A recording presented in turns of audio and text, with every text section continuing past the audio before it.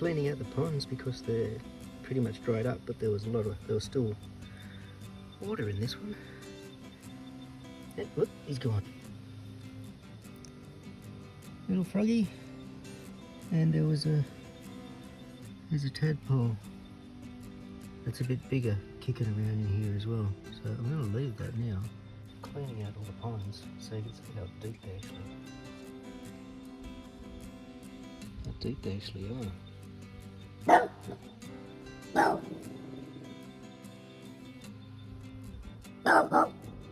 He's taking care of the house.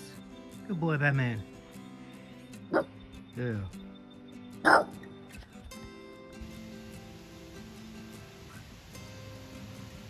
I've got a feeling the tadpole might be a froglet the way it keeps coming to the surface.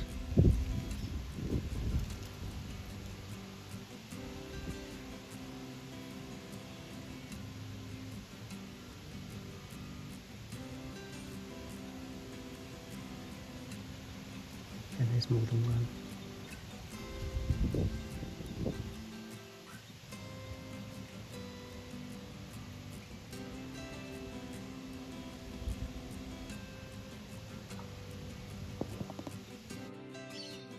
Not froglets yet.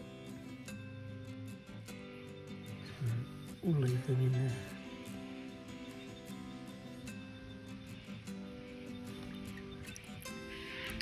And obviously a different type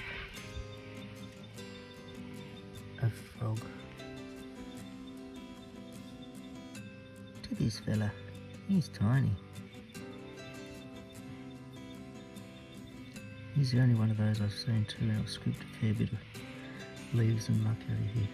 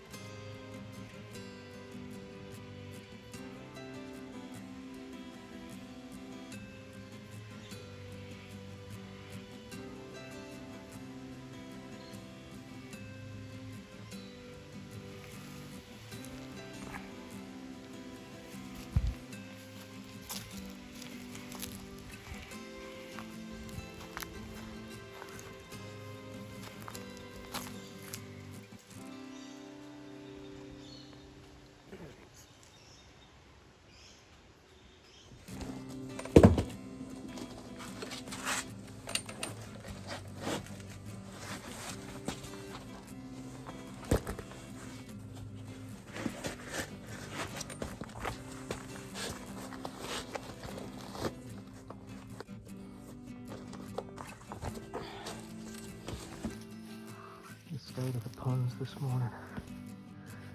I'll scoop it up. And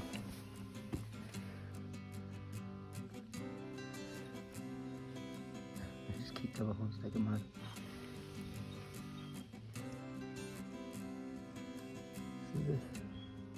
See the bigger tadpole? There's actually 6 of them in there. Not 2. That's good. Leaving a little later for work today. It's been 2 years since Sam's had his teeth cleaned. Took him to the vet last week just to have them checked, and they said, yeah, he's due for a clean. And it's because it's been over 2 years and they're starting to build up a bit of plaque, etc. He's got to go under for that. Get his nails clipped. Hope he didn't hear that. And he's got to be there for quite a while beforehand because he's an older boy, and they said they need to have him on fluids for quite a bit so he's okay while he's under anaesthetic. They'll do pre-blood work and all that sort of thing to make sure his kidneys are okay, etc. I'll go drop him off and then I'll continue on to work. I've already told work last week that I was going to need to be a little bit late, so they're okay with that. Poor little bugger, he didn't want to stay there. Fair enough. Anyway, I'll continue on to work. That's that one day done. Because I have to go back into work tomorrow for the very, very last day. I've hooked up the trailer that I bought for school that's been slowly filled up with steel over the year, and I've never gotten a chance to basically grab it and take it to the recycling. So dropping that off, I'll just bring the trailer back tomorrow morning and it can sit at school. Oy. Few more last minute changes to the timetable, mainly just rooming. One of my construction students got offered an apprenticeship by his work placement as soon as he's finished up school, and we got the notification, yep, he's signed out of school and going off to an apprenticeship. So excellent news for him. That's one of the good news stories that you feel good about when you're teaching. Busy down here again, and being the fact that it's one-way traffic around it takes a while. And the drawbar on this trailer from work is just a little bit longer than my one, so the truck and the trailer won't fit on the weighbridge together, so we do a separate way of the truck, separate way of the trailer. I came round here, there was some people unloading, so I took the cover off the trailer. Once I moved forward, started unloading the trailer, and normally say to the kids, go put the bins into the trailer. And so there's the big bins that we put all the scrap in, and you stand them up, you bring them down and upend the bin out into the scrap area. The kids upended the bins into the trailer. So it took a long time to empty out the trailer because the space is off to the side, like right here. You can hear like that noise now. It's a trailer in front of me just throwing sheets of tin out.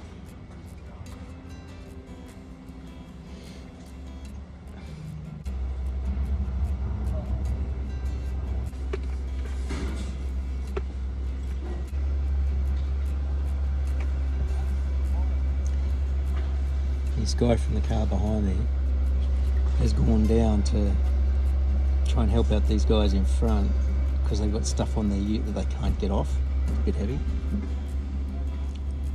And then one of them started sweeping out his trailer.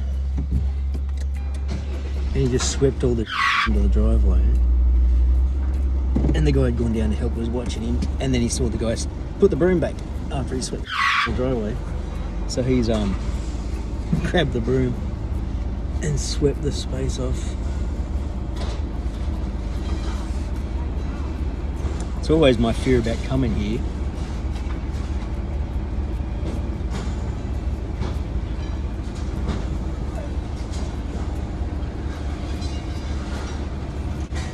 Driving over something sharp.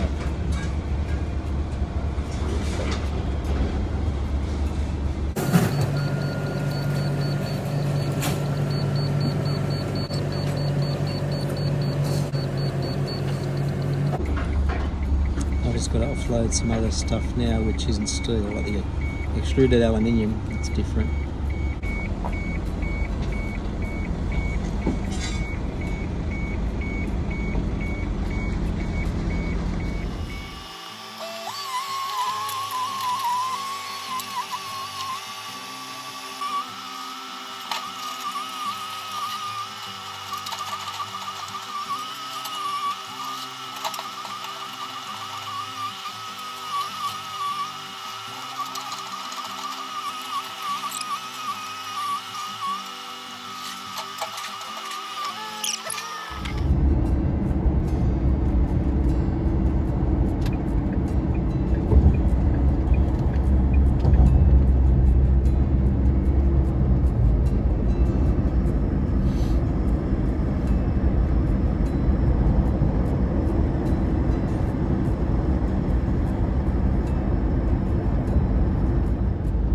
Today is the official last day of school.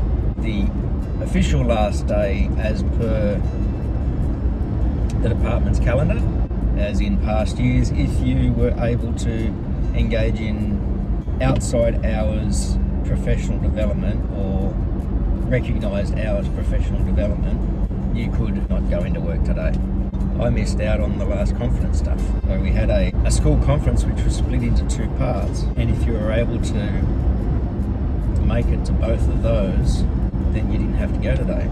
If you couldn't make it to one of them, then you had to do your own professional development. On that second conference day, I was at TAFE. Two of my staff were overseas. Another one was out. My 2OC was out for something. He gets away with it because he actually has to spend yesterday and today at his new school, so he's still got to do them. The two staff who were overseas, they did some exterior, like after hours professional development on using the laser, and the principal approved that.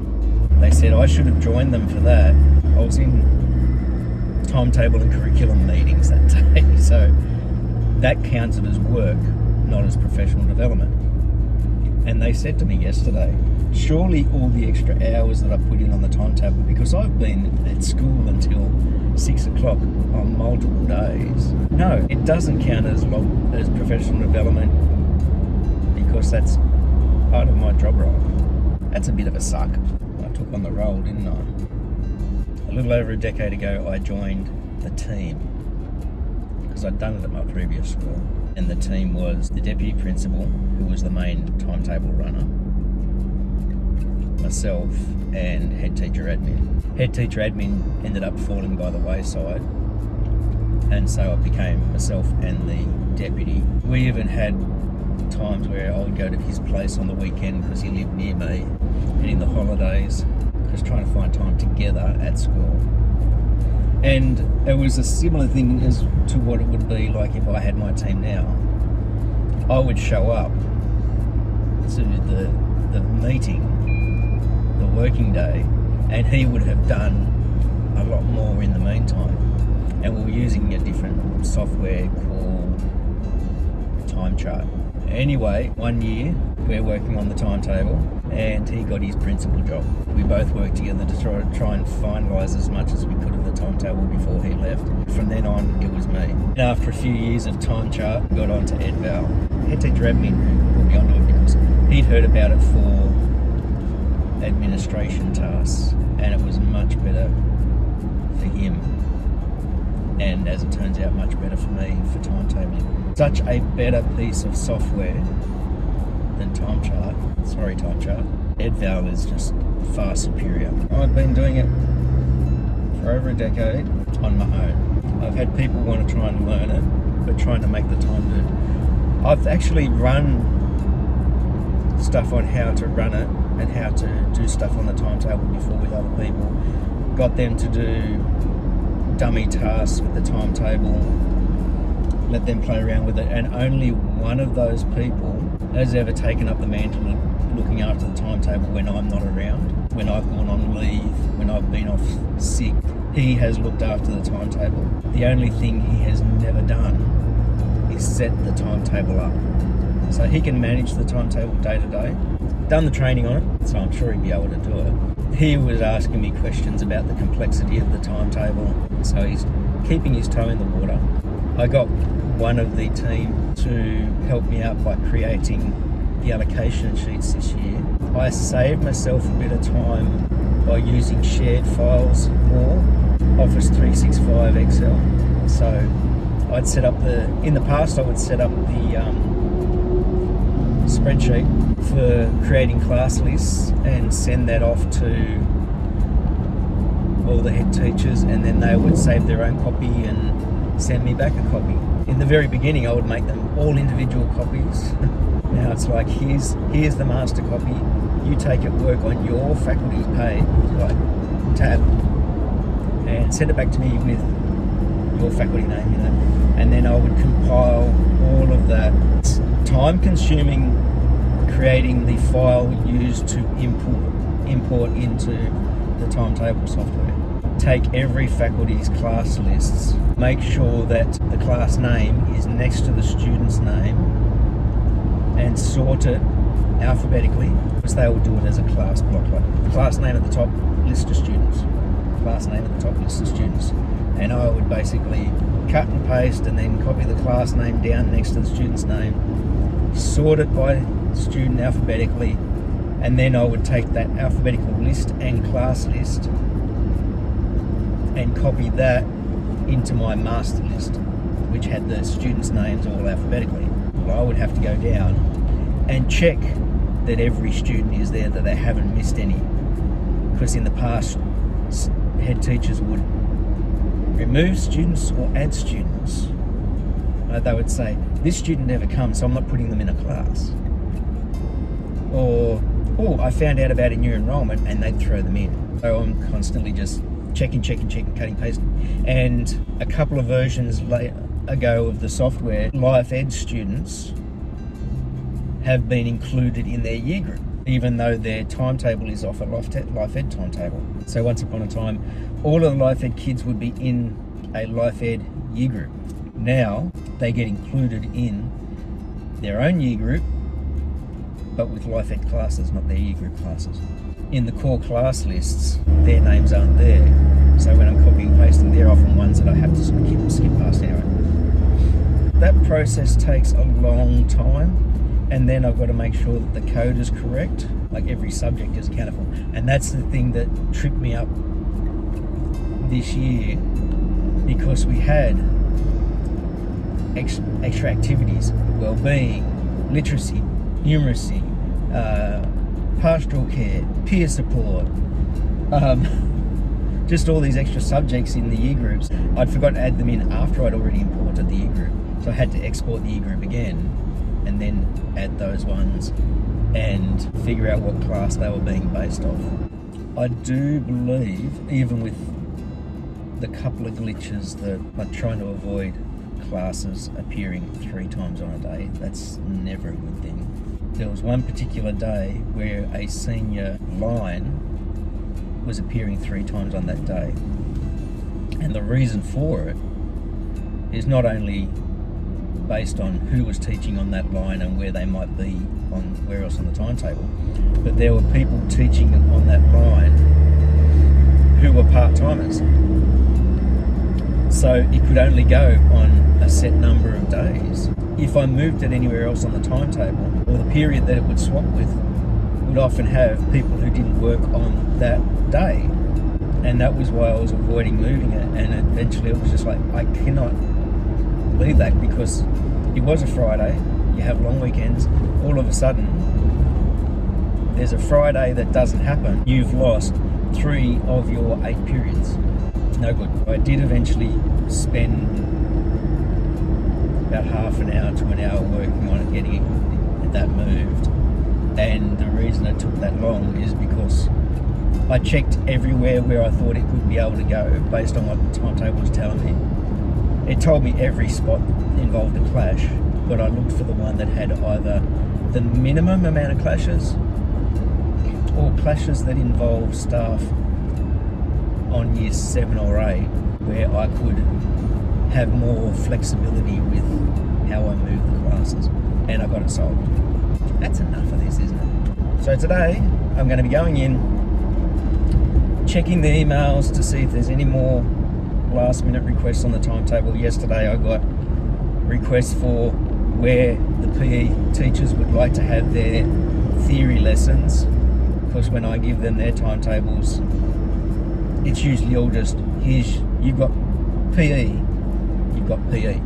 Then they say, I'd like a theory lesson on this lesson, this lesson, this lesson for these classes, and I've got to find rooms for them. So I did that yesterday afternoon, but I was being chased out of the school by the GA because they wanted to lock up.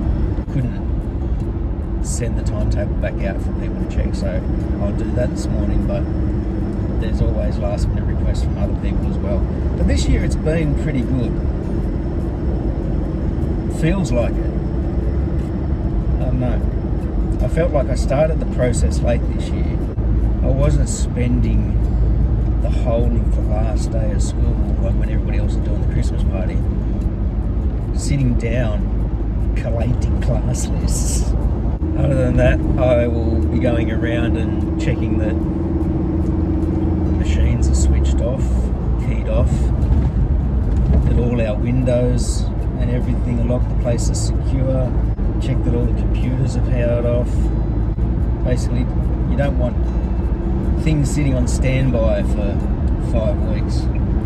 Probably tidying up what I can in some of the workshops, because I know my construction workshop got left in a bit of a mess. Good workshop's a bit of a mess. For the last couple of days of kids frantically in year 10 wanting to finish their projects before their course ended and before their teacher left. Try and take a bit of a stock take of what I might need to restock or replace sometime early next year. So I know my construction drill's starting to smell a little dirty. First thing I'll be doing is unhooking the trailer that I've got connected and giving it a good sweep out of all the metal shavings that are sitting in it because those bins got dumped out.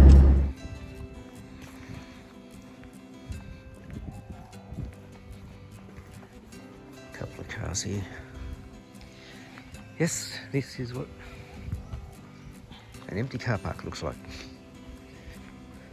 Most staff have gone and parked just in the quad. A little bit more secure. I don't really want to complain because I've got air conditioning in my workshops. You look at this in first glance, yeah, good quality work. Until you see the slope on this and you see the concrete pads that they put their feet on, the stability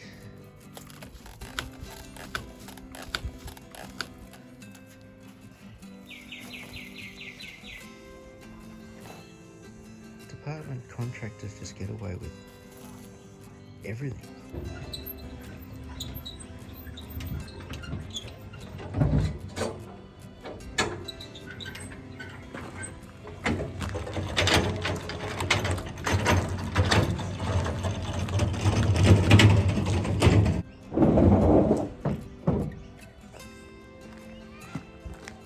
Done a bit of tidying up, did a fair bit in the construction workshop this morning and in that whole space.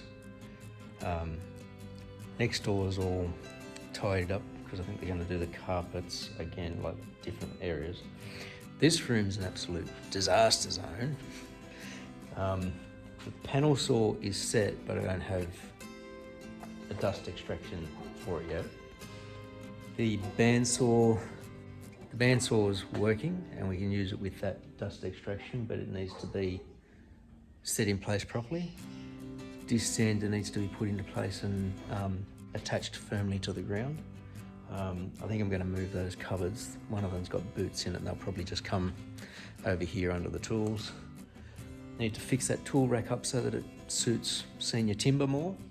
Get some timber tools in there. We've got the CNC up the back, which is working. I'll probably have to get rid of like the super shear. I know the rollers that we got there, can you see them? Just there.